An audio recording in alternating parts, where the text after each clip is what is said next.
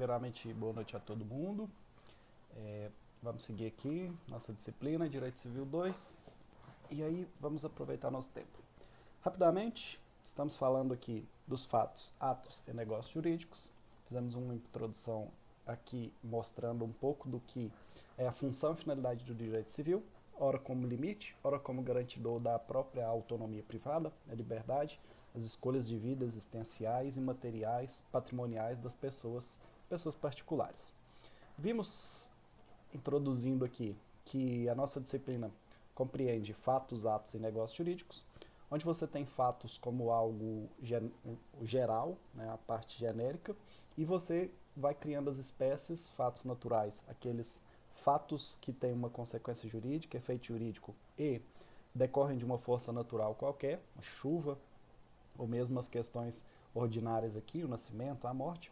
Fatos humanos, que são aqueles que têm uma consequência jurídica, mas dependem de um comportamento ou ato humano, vontade humana principalmente, e a diferença dos fatos humanos dos naturais é exatamente essa vontade e participação humana.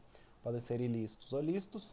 Nós vamos nos preocupar, por enquanto, com os lícitos, aqueles que estão de acordo com o direito. Podem ser eles o ato jurídico, no seu sentido estrito, negócio jurídico, e o ato fato. Diferenciamos aqui cada um deles, destacando os pontos mais importantes, e focamos no negócio jurídico, que eu já falei diversas vezes, é o nosso assunto de mão cheia, porque é o que trata no artigo 104 ao 184, então 80 artigos para a gente estudar. Sobra o artigo 185, que basicamente fala que será aplicado aos atos jurídicos tudo que compreender negócio jurídico. Então, pensando numa perspectiva legal, nós temos 80 artigos, né, 81 artigos para estudar, dos quais 80 são sobre negócio jurídico. Por isso, eu já destaco aqui desde já que é o ponto fulcral, o ponto central da nossa disciplina. E na última aula, eu comecei aqui a mostrar para vocês que os negócios jurídicos podem ser compreendidos a partir dos elementos constitutivos. E o que isso significa? Significa que, tradicionalmente, se estuda o negócio jurídico a partir da chamada teoria da escada pontiana. E o que isso significa? Significa que, dentro da teoria desenvolvida por Pontes de Miranda, um civilista muito importante para o nosso estudo, você consegue descrever o negócio jurídico pelos elementos que o compõem. Assim como lá no direito penal você estuda o crime também por uma análise estrutural, fato típico, ilícito e culpável, aqui é possível você estudar o negócio jurídico a partir de uma estrutura também que o compõe. Por isso, elementos constitutivos, como se fossem as partes desse todo que a gente chama negócio jurídico. Como se você fosse descrever, né, uma pessoa. A pessoa tem 2 braços, tem 2 pernas, os elementos que constituem uma pessoa. Aqui nós estamos trabalhando com os elementos que constituem um negócio jurídico. Inclusive, se vocês analisarem bem, essa escada pontiana, quando ela é jogada lá para o direito penal, né, ela tem muita proximidade. Né? O crime precisa ser ilícito, ele precisa ser, o fato tem que ser típico, ele precisa de ser ilícito e ele ainda precisa de uma culpabilidade. Né? Existe uma proximidade entre essas teorias aqui, e se você visualizar isso, fica até mais fácil de compreender, não só o direito penal, como aqui o direito civil. Beleza. Eu fiz a escadinha aqui para vocês, bem grotesca, diga-se de passagem, né? Fizemos no Paint aqui, mas para mostrar o seguinte, temos basicamente 3 planos. Nós temos o plano da existência, temos o plano da validade, eu não sei porque que eu comecei com o da validade aqui, são as drogas. Plano da existência, plano da validade e o plano da eficácia. Cada um desses planos é composto de uma porção de elementos, os quais nós vamos estudar já de cara, um por um, para entender o que isso significa. Quando falamos em plano da existência, e ele é o primeiro, não à toa o mais importante, se refere aos pressupostos. E aqui, quando eu falo pressuposto, eu falo que é algo essencial. Sempre deverá estar presente para se falar em negócio jurídico.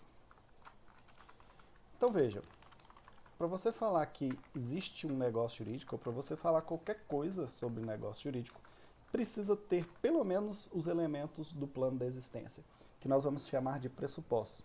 Então, quando eu falar assim, quais são os pressupostos de um negócio jurídico, você já sabe que pressupostos são os elementos que compõem esse plano aqui, que é o primeiro plano, o necessário, básico, essencial, chamado plano da existência, ou plano de existência. Beleza.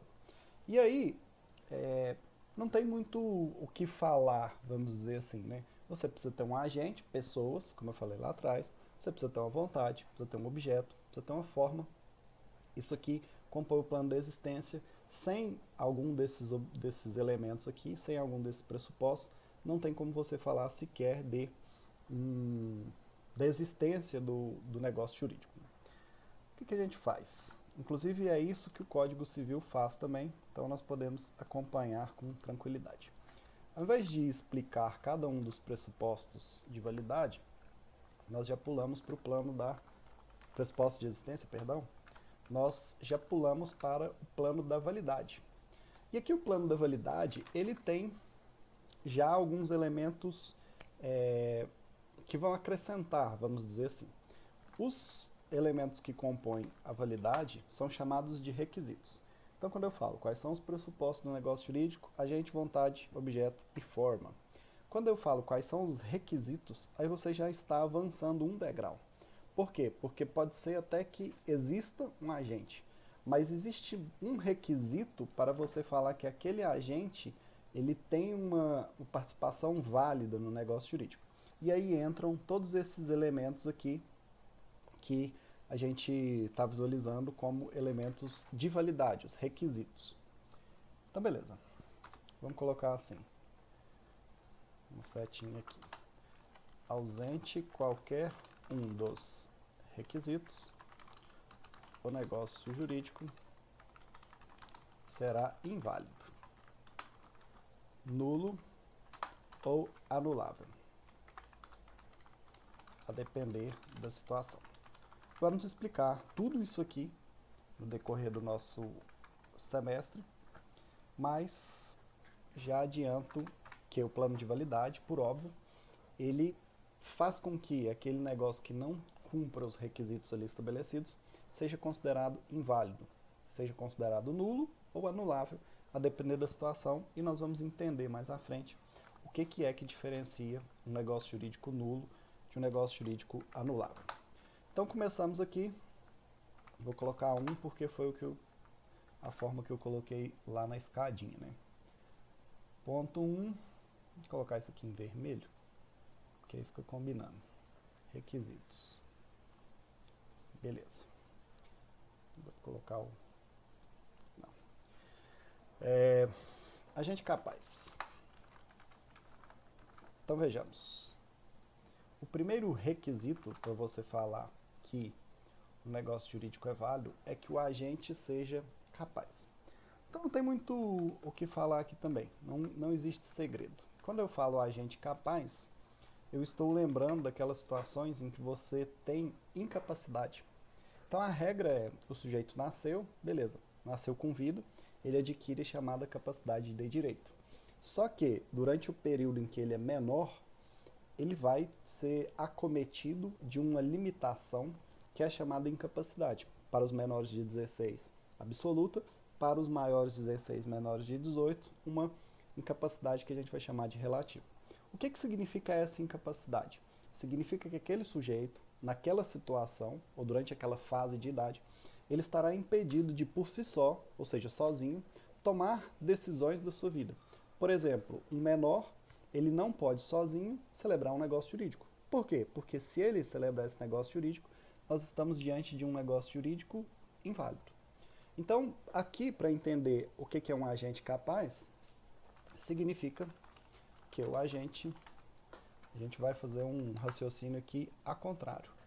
Significa que o agente não pode estar acometido de nenhuma das causas de incapacidade especialmente dispostas nos artigos 3º e 4º do nosso querido Código Civil. Então vejamos, o que nós estamos falando aqui é que Para você falar que o agente é capaz, basta você fazer a análise a contrário senso. Ele será incapaz se estiver acometido de alguma das situações presentes ali nos artigos 3º e 4º. Artigo 3º é muito simples, a incapacidade absoluta. Então vamos colocar aqui, inclusive, incapacidades. Vou colocar esse minúsculo. Incapacidades, para relembrar. Você tem a incapacidade absoluta, está lá no artigo 3º. E você tem a incapacidade relativa, está lá no artigo 4º. Vou copiar esses artigos aqui. É o incapaz. Absolutamente incapaz, portanto, são aqueles menores de 16 anos. Perdão. São absolutamente incapazes de exercer pessoalmente os atos da vida civil, os menores de 16. Quando você parte para os relativamente incapazes, o rol é um pouco maior. Então vejamos, são incapazes relativamente a certos atos ou a maneira de exercer. Aí nós temos um rol um pouco maiorzinho, que é dos relativamente incapazes. Vou colocar em vermelho aqui, depois eu organizo. Você tem os maiores de 16 e menores de 18.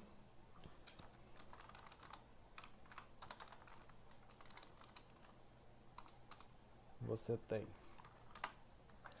os ébrios habituais e os viciados em tóxicos. Você tem aquele... Vou colocar os pródigos primeiro, mais fácil. Os pródigos.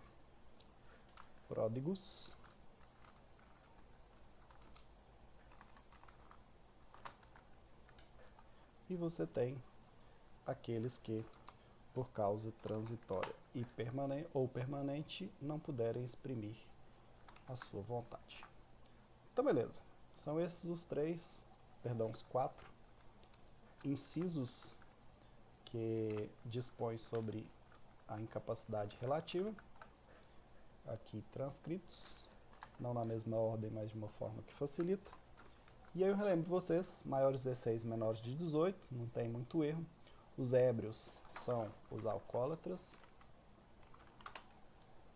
Falta um acento aqui. Alcoólatras e viciados em tóxicos. Então toma cuidado.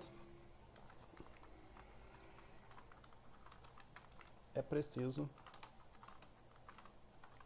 que o sujeito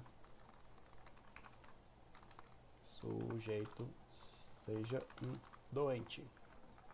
Então veja, quando eu falo que é relativamente incapaz, os ébrios habituais, eu não estou falando daquele seu coleguinha que quando não existia pandemia, ia pro boteco sexta, sábado e domingo e bebia até morrer. Não, esse é um cara em tese normal, né?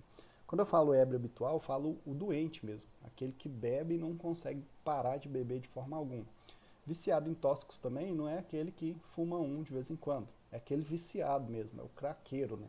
Aquele que não consegue tomar atos de forma consciente e razoável, porque a droga está ali impedindo ele de alguma forma de tomar essas decisões. Os pródigos, mais uma vez, também é um doente, ele precisa ser doente para você falar que ele é incapaz, e eu gosto de falar, não coloque incapacidade no seu coleguinha.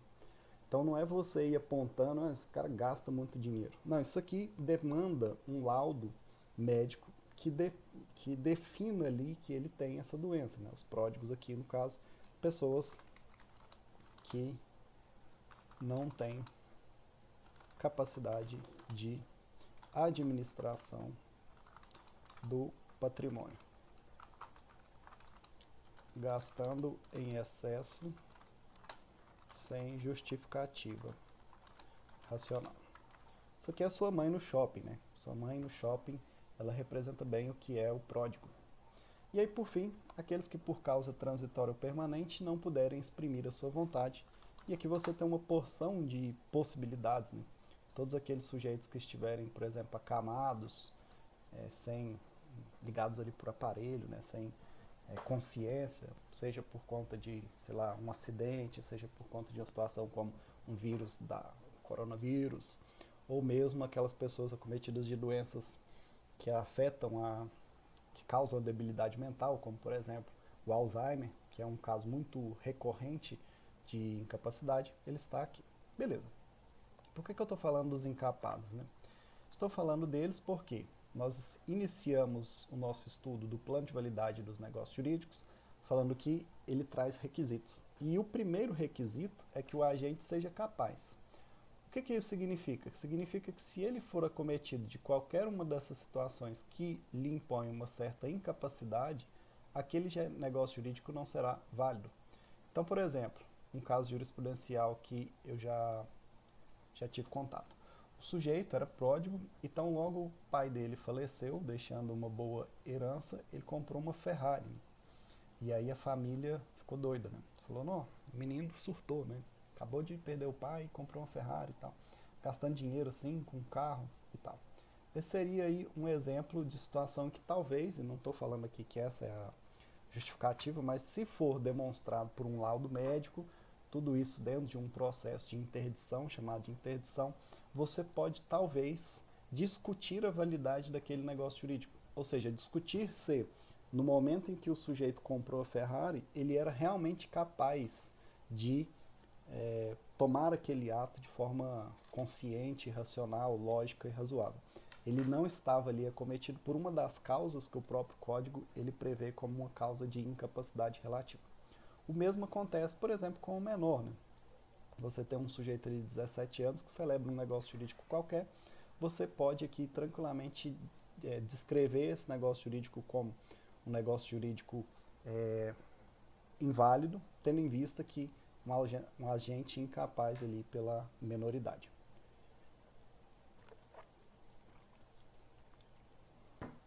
Eu tomo a liberdade aqui para destacar para vocês 2 cuidados que é preciso,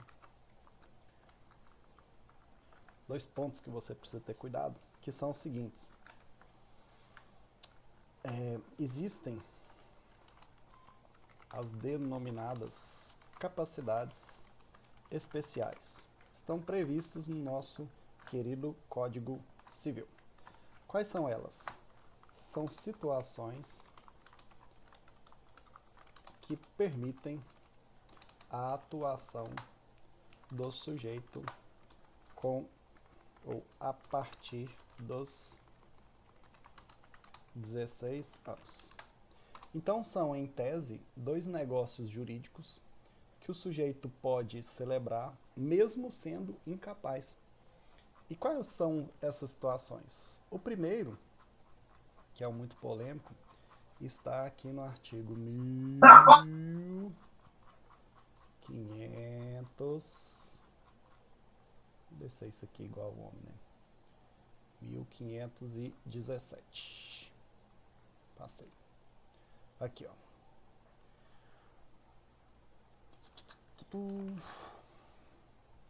Primeiro caso. Casamento. Veja o que o artigo 1517 fala. O homem e a mulher com 16 anos podem casar, exigindo-se a autorização de ambos os pais ou de seus representantes legais, enquanto não atingida a maioridade civil.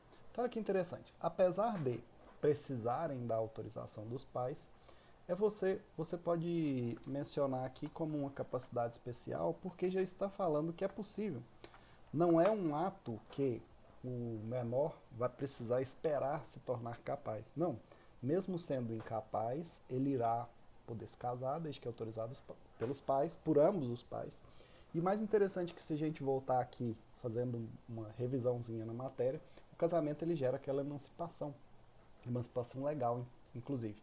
Então o casamento ele seria um exemplo de situação em que você tem uma capacidade especial, em que você tem uma atuação ou uma celebração de um negócio jurídico válido e inclusive de um sujeito que é chamado incapaz, aqui no nosso caso, um menor, de 16 anos. E o segundo caso, falamos do primeiro caso aqui como casamento, o segundo caso está mais à frente, lá no 1860. Cadê ele? 1860. Aqui, ó. Parágrafo único, na verdade.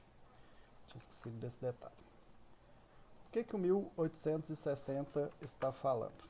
Além dos incapazes, não podem testar, ou seja, celebrar um negócio jurídico do tipo testamento, os que não, ato de fazê-lo, não tiverem o pleno discernimento. Aí vem o parágrafo único e faz essa ressalva. Podem testar os maiores de 16 anos. Então tá aqui, ó.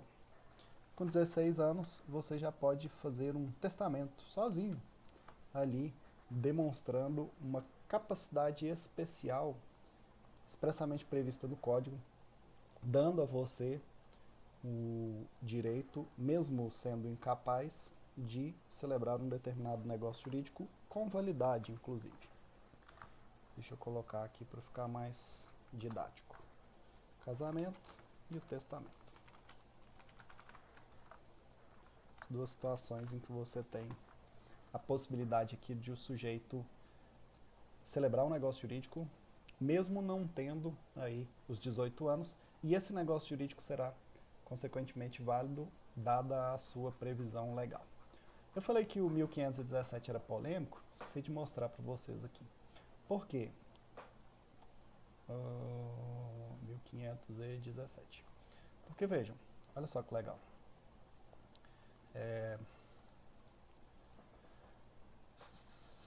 Em 2019, houve essa alteração aqui, ó. Não será permitido, em qualquer caso, o casamento de quem não atingiu a idade núbio, ou seja, a idade núbio é a idade de 16 anos.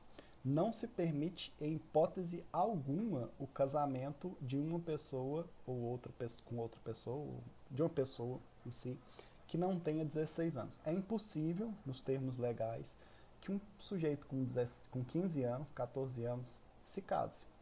E o que essa redação fez? Ela é uma redação que altera. Eu não sei porque que eles sumiram com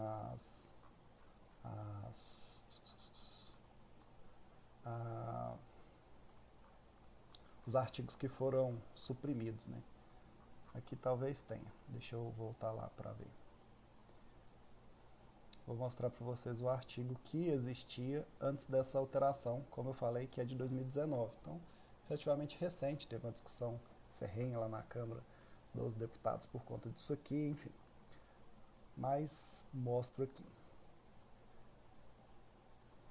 Aqui, ó.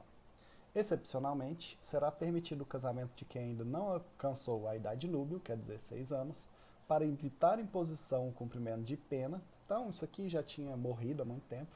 É mais ou menos se você pegasse a mulher que foi, sei lá, estuprada, e aí, para evitar o cumprimento da pena do sujeito ali que a estuprou, você casava ela com um homem. Um negócio bem bizarro. Mas o segundo caso, relativamente comum e fácil de acontecer, caso de gravidez. Então vamos imaginar que você tem uma moça, lá com 15 anos, que engravidou. Pouco importa se ela engravidou de um rapaz que é maior de 16 anos ou menor, isso é irrelevante.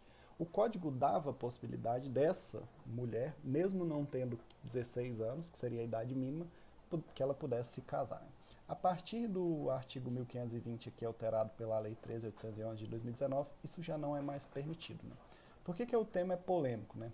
Porque se pergunta, né? E aí, né? O que você vai fazer? Né? A menina grávida lá com 15 anos, e aí? Se ela quiser se casar com... Às vezes está com um namorado lá que tem 17, 18 anos e já queriam se casar e organizar, né, a vida deles ali como casal, agora com filho e tal. E aí? Não pode. O código expressamente proíbe. Né? Eu vejo isso aqui como um artigo inconstitucional, mas não é a hora de a gente falar isso. Basicamente quer resolver o problema das adolescentes que têm gravidez, proibindo elas de casar, né? Como se isso fosse resolver alguma coisa. Mas não vem ao caso.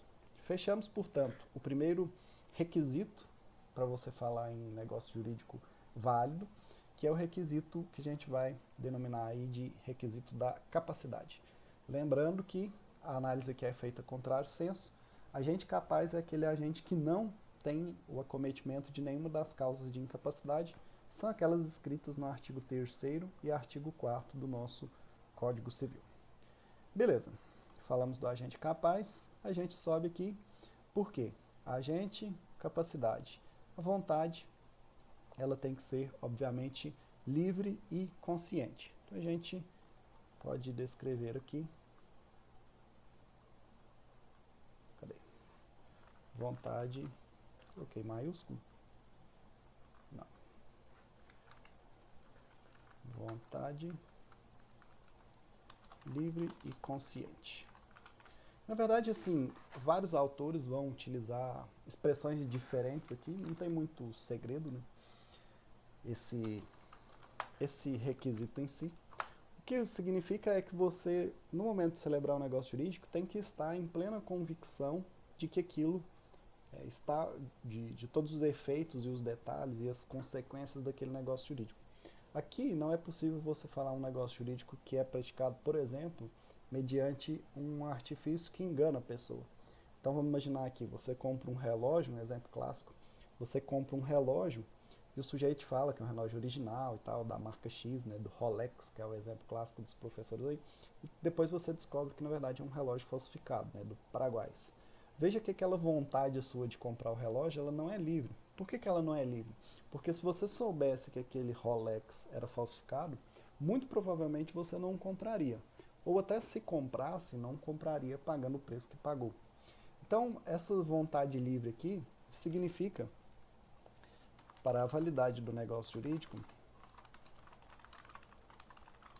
a vontade não pode ser atingida, não pode estar viciada por nenhum dos defeitos do negócio jurídico, como, por exemplo, o erro ou a coação. Então vamos dar um outro exemplo aqui, clássico também da doutrina, para justificar isso aqui. Quando eu falo vontade livre e consciente, significa que aquele conhecimento, vamos colocar isso aqui. Portanto, o conhecimento das informações e efeitos do negócio jurídico devem ser corretos e compreensíveis para as partes. Qualquer tipo de problema que tiver relacionado às informações do negócio jurídico vai interferir na vontade de você celebrar ou não aquele contrato, aquele negócio jurídico ali. Vamos dar o exemplo da coação, né? Vamos imaginar que você está namorando a mocinha e tal, de repente o pai dela te chama para uma conversa, né? E o que ele vai fazer, né? Ele vai te mostrar um pequeno revólver, que ele também chama de casamenteiro. E aí ele te mostrando o revólver fala o seguinte, olha, você precisa se casar com a minha filha se quiser continuar com ela. Só existe essa possibilidade, ela gosta de você e você vai se casar com ela ainda esse ano, né? Então veja, será que a vontade de celebrar aquele casamento por parte desse sujeito que sofreu uma coação, ou seja, sofreu uma ameaça, ela é livre? Ela é uma vontade consciente? E eu já adianto vocês que não é uma vontade livre. Por que não é uma vontade livre? Porque ela está eivada, ou ela foi atingida por um defeito do negócio jurídico, mais especificadamente a coação, que é um assunto que nós vamos estudar mais à frente. Portanto, o conhecimento das informações e efeitos do negócio jurídico devem ser corretos e compreensíveis para as partes. Qualquer tipo de informação que estiver na negociação ali, seja irreal, mentirosa, enganosa ou não tomada de maneira livre e espontânea, pode viciar a própria vontade do negócio jurídico aqui, como eu mostrei para vocês. Seja por meio de algum erro, seja de algum equívoco que uma parte criou com relação à outra, seja por um desconhecimento que era preciso ter ali, seja por conta de alguma pressão dentro da vontade. Isso aqui é interessante, que vocês verão mais à frente, um dos pontos mais centrais para se falar em um negócio jurídico é a questão do consentimento. E o que é o consentimento? É você aceitar a proposta que foi feita, você ter uma vontade em harmonia com a outra. E aí quando eu falo que a vontade é livre e consciente, significa que aquele consentimento ele tem que ser correto, adequado, justo para essas situações, né? E eu dou um exemplo muito tranquilo para vocês. Quando você faz, por exemplo, baixa um aplicativo, o WhatsApp, vamos pensar aqui o WhatsApp, que é o tema da vez. Quem aí leu, né, aqueles termos e condições, né? O que tem ali? Ninguém lê aquilo. Então veja, quando você aceita aqueles termos lá, tem um monte de coisa que se você lesse e soubesse a influência que aquilo tem na sua vida, você não faria. Por exemplo, não tenho certeza se ainda é assim, mas um dos termos que tinha no WhatsApp é que as pessoas com quem você conversava, ele podia identificar e podia te sugerir como amigos lá no Facebook, por exemplo. Talvez alguém já tenha percebido isso. Se você está conversando com João, por exemplo, e aí conversa com ele com frequência, o WhatsApp entende que ali existe uma amizade, e aí se você não for amigo de João lá no Facebook, aparece lá, né? Sugestão de amigos e tal. Veja, isso é o que a gente chama de processamento de dados. O WhatsApp ele pega o que você está conversando, as informações que você tem ali, e joga para uma outra plataforma deles, do Facebook, que é o próprio Facebook. Então, o que eu quero mostrar aqui é o seguinte: talvez se você lesse todos os termos que tem ali naquele contrato, ou que tem ali naquela negociação, você não aceitaria. De modo que aquela vontade que você colocou lá, aceito esses termos e ponto, não é uma vontade livre. A maioria das vezes, essas empresas, elas colocam aqueles termos gigantescos, com letrinha pequenininha, exatamente para ninguém ler, para ninguém saber o que está ali, porque se a pessoa souber, ela não vai aceitar, não vai assinar os termos.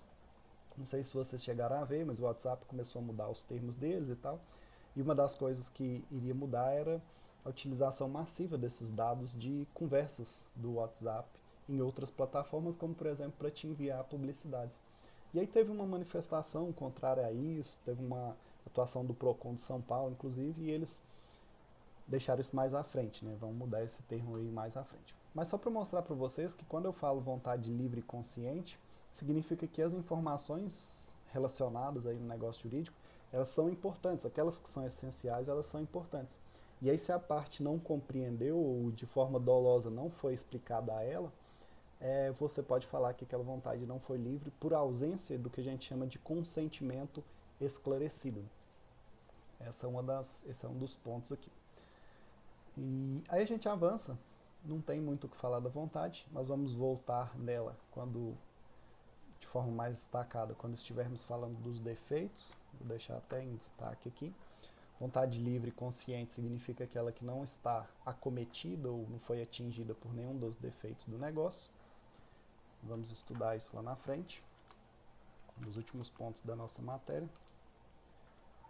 E seguimos aqui falando do objeto, que precisa ser lícito, possível, determinado ou determinável. Então, beleza. Vamos separar isso aqui para cada um desses requisitos que o negócio jurídico precisa ter para você falar em validade.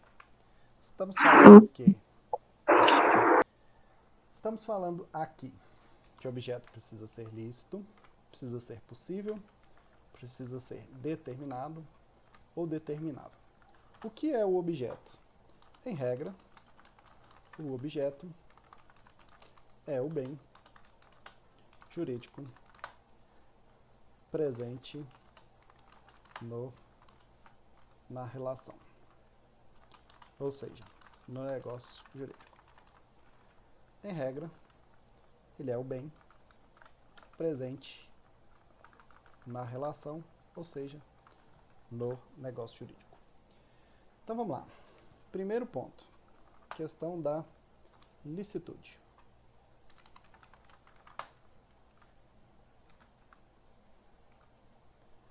Será, portanto, lícito aquele objeto permitido pelo direito. Sempre que você celebrar um negócio jurídico, você precisa que, no objeto daquele negócio, o bem que esteja ali sendo negociado, o bem que esteja sendo tratado dentro do negócio jurídico, ele precisa ser lícito, ele precisa ser permitido pelo direito, impedindo que você tenha, por exemplo, negócios jurídicos que envolvam bens objeto de furto. Então o sujeito vai lá e, sei lá, furta um som de um automóvel, um DVD automotivo, e vai lá e te vende. Você sabendo daquela ilicitude, ele compra do sujeito. Então veja, esse negócio jurídico tem alguma validade? Não, não tem nenhuma validade. Por quê? Porque o objeto que foi negociado ali foi um objeto ilícito. Inclusive isso configura um crime, que é o crime de receptação. Então, quando a gente fala que o objeto precisa ser lícito, nós estamos demonstrando aqui que ele precisa ser permitido pelo direito. Isso é interessante, né? Que você fala assim, posso celebrar um negócio jurídico vendendo, por exemplo, drogas? Eu falo para você aqui, falo que sim, dependendo sim. Por quê? Então vamos colocar aqui. Exemplo. Venda de tabaco. Tabaco é uma droga. Tabaco é um dos ingredientes para celebrar a construção ali, fabricação do cigarro. Então veja, posso vender tabaco, posso vender um medicamento.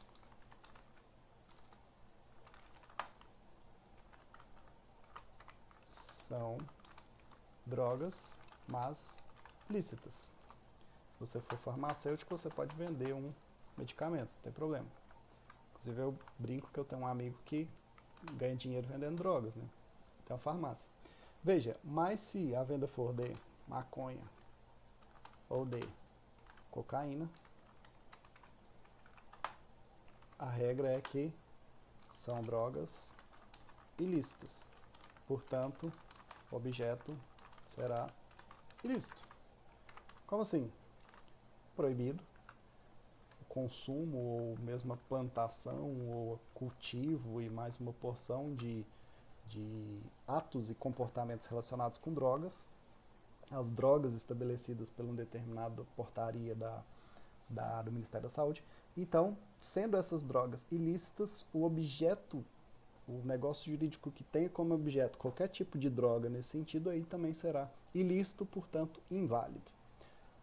A ilicitude, então, não tem muito o que complicar, também é simples. Desde que o objeto seja permitido pelo direito, você pode colocá-lo como um objeto lícito. Não se pode vender, por exemplo, partes do corpo humano, né, em regra. Então eu não posso vender um rim meu, né? Eu não posso vender uma córnea, não posso vender o meu braço, enfim. Por quê? Porque não é lícito a venda de órgãos da pessoa. Você considera que qualquer parte da pessoa compõe a pessoa. E a gente viu lá atrás que pessoa só pode ser sujeito, pessoa não pode ser objeto. Se estiver sendo tratada em um negócio jurídico como objeto, a pessoa compõe nessa situação um objeto ilícito, portanto, inválido esse negócio jurídico. Beleza. Além de ilícito, ou melhor, além de lícito, o objeto precisa ser possível. E veja, o que é você falar que um objeto é possível? Significa que e você tem basicamente duas possibilidades, vamos dizer assim. O objeto precisa estar no comércio. E o que significa estar no comércio? Ele pode tanto ser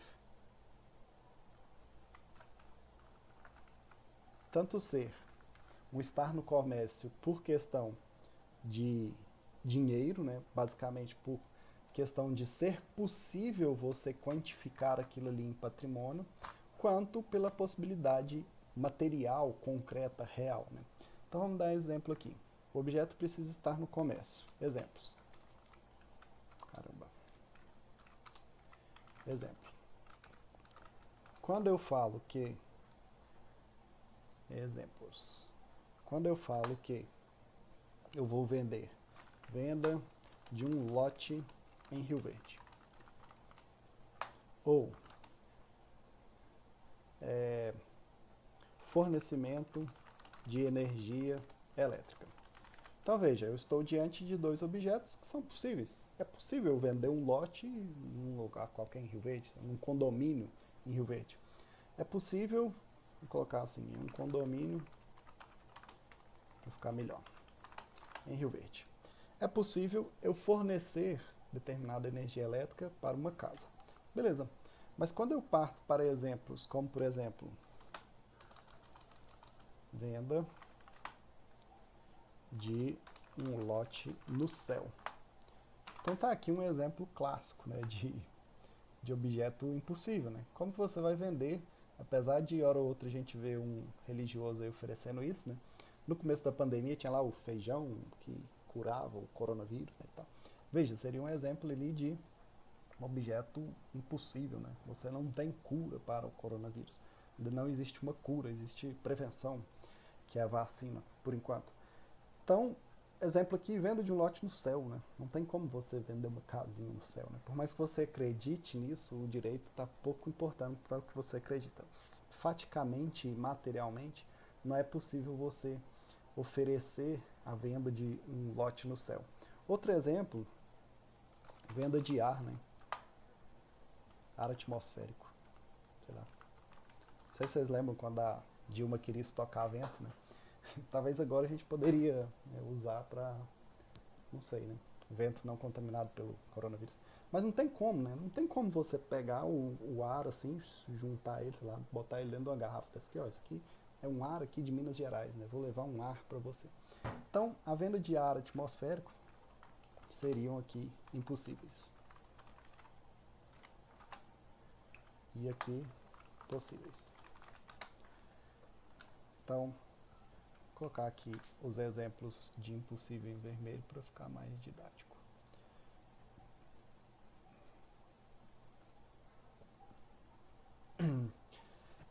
Venda de um lote no céu, venda de ar atmosférico seriam exemplos de objetos impossíveis, portanto inválidos se tiver um negócio jurídico qualquer envolvendo aquela situação ali. Beleza, a gente avança para dizer que é preciso uma certa determinação. E o que isso significa? Significa que é preciso que o objeto seja identificado, ou é preciso que haja a possibilidade de identificação ou individualização do objeto. Explico. Quando eu falo em determinação, ou dizer que o objeto precisa ser determinado ou determinável, eu preciso dizer que esse objeto ele é possível de ser identificado ou mesmo individualizado posteriormente. Exemplos. Quando eu pego aqui, vamos pensar em determinado. Será considerado determinado um objeto. Exemplo, lote, vou colocar assim, venda de um lote na rua X, setor Y, cidade Z. Então esse seria o exemplo clássico aqui de um objeto determinado, que é o comum. O comum é que os negócios jurídicos tenham um objeto determinado. Você individualiza, identifica. Então quando você vai comprar, por exemplo, um carro, compra-se lá um Onix branco, chassi número tal, rodas de tamanho não sei o que lá, com não sei quantas portas, com motor de tantos cavalos, enfim. Ou quando você compra, inclusive é muito comum os objetos terem um determinado número de série, né? Você compra um celular, iPhone, X não sei das quantas, e-mail não sei qual, serial number, então vai toda a descrição ali. Inclusive isso geralmente consta na nota fiscal do objeto. Beleza. Mas é possível que o objeto não seja determinado, mas que ele seja determinável. E é possível, sim, é possível que o objeto seja tanto determinado como determinável. E aí um exemplo aqui seria a venda de um lote de, sei lá, de 200 metros quadrados no condomínio Y da cidade X, né? Condomínio do Gustavo Lima, né? Que se você comprar o lote lá, você pode ir no show dele. Então veja, não é um lote determinado, não sei qual é, mas ele determina uma possibilidade ou uma gama de lotes que você posteriormente poderá individualizar. Ou mesmo ele dá uma possibilidade, no momento em que for efetivamente celebrado o negócio, com a entrega da coisa, você determine. Por exemplo, o sujeito compra sacas futuras, muito comum, né, em um local como Rio Verde, que depende do agronegócio, vende lá 200 sacas de soja, da qualidade Y. Muitas vezes essa soja nem sequer está plantada ainda, né? Mas você já determinou minimamente quando for a colheita, o tipo de soja que você quer, quantos quilos, qual a qualidade. Então tudo isso já possibilita que você identifique e individualize esse objeto depois. Nesse exemplo aqui fica bem tranquilo porque eu falo venda de um lote na rua X, setor Y, cidade Z, determinei bonitinho, mas é possível que eu dê algumas opções, venda de um lote de 200 metros quadrados no condomínio Y da cidade Z. E aí no momento em que o sujeito celebrar o negócio lá, muito provavelmente terá um determinado cláusula permitindo ele determinar aqui, individualizar o bem tal qual ele deseja ali que seja o objeto da venda. E aí a gente entra no último, que é um indeterminado. Ou seja, que gera a invalidade do negócio. E aqui o exemplo seria venda de um lote. Quando eu falo venda de um lote, eu estou falando de algo totalmente indeterminado. Ou seja, eu estou falando de algo que não tem como você individualizar, né? Pensa, um lote, só pela extensão do Brasil, já é algo totalmente incompreensível, né? Pode ser um lote em São Paulo, pode ser um lote no Acre, pode ser um lote em Santa Catarina. Não tem como você dar validade a um negócio jurídico que tenha tamanha indeterminabilidade por falta de segurança jurídica. Então, o que o código exige como um requisito de validade desse negócio jurídico é que esse objeto seja lícito, ou seja, permitido pelo direito, que ele seja possível, o objeto precisa estar no comércio faticamente, possível faticamente, é isso mesmo, né? Essa palavra aí mesmo, faticamente, de fato ele precisa estar no comércio, ele precisa também ser identificável, seja no momento em que você já determina ali de pronto, ou deixa características capazes de determiná-lo posteriormente. Sendo indeterminável, você acaba, vou fazer uma alteração aqui, você acaba fazendo com que o negócio se torne inválido. Beleza? Então, falta a última parte aqui. O objeto, o agente precisa ser capaz, a vontade precisa ser livre, o objeto precisa ser lícito, possível e determinado ou determinável, e aí a gente entra na última, que é a forma.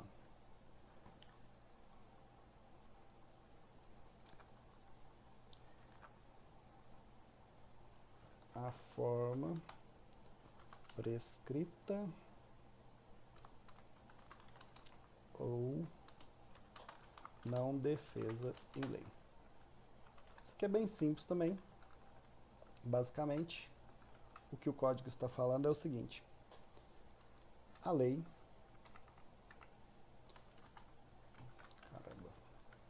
volta, a lei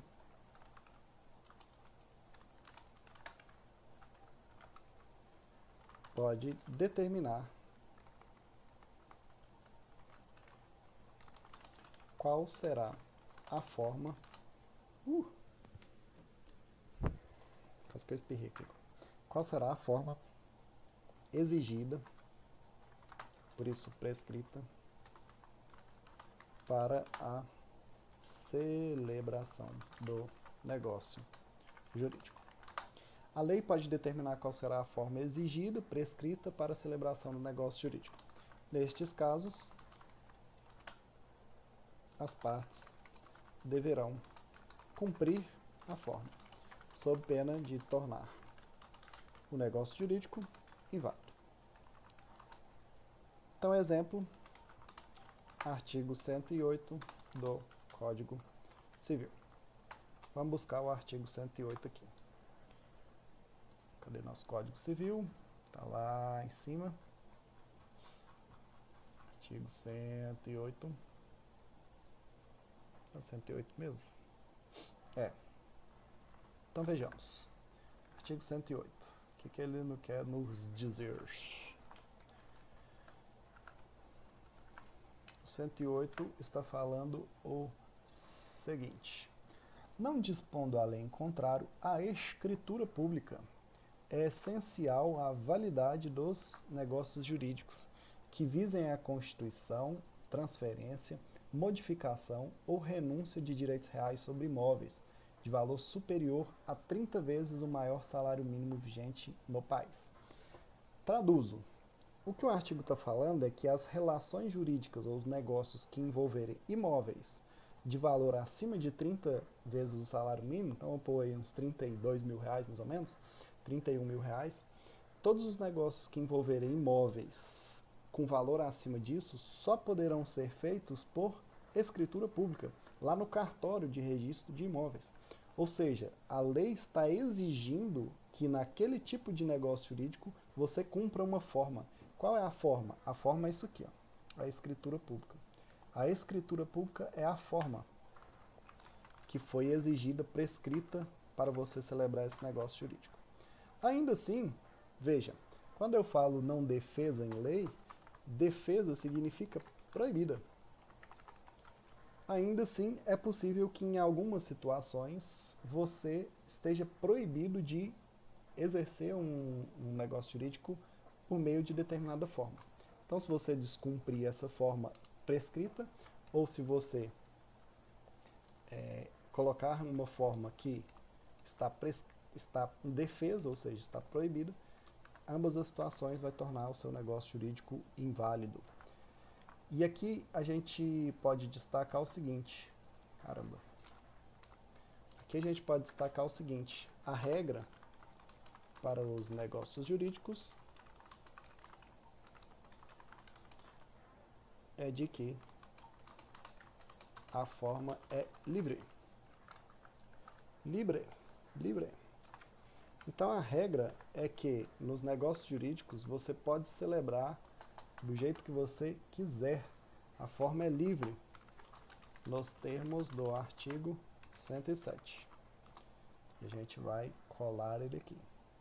Artigo 107, que diz o seguinte: a validade da declaração de vontade, ou seja, vou colocar aqui, a validade da declaração de vontade, especialmente no negócio jurídico,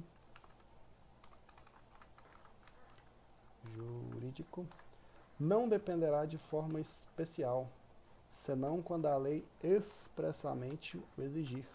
Então a regra é, não existe forma especial. Quando você fala, por exemplo, em comprar ou vender alguma coisa, um negócio jurídico de compra e venda, você pode fazer de qualquer forma. Pode ser de forma verbal, pode ser por escrito, através daquele instrumento contratual que a gente está acostumado. Pode ser pela internet aqui, por meio de transferências digitais, né? A forma, em regra, é livre, de modo que não é possível você exigir, em regra, nenhuma forma especial. Essa forma só será exigida ou só será necessária quando tiver expressamente aqui uma lei, né, um artigo de lei falando que você precisa cumprir aquela forma. Então, quando eu falo forma prescrita ou não defesa em lei, eu tenho que lembrar, em regra, não existe forma, a forma é livre.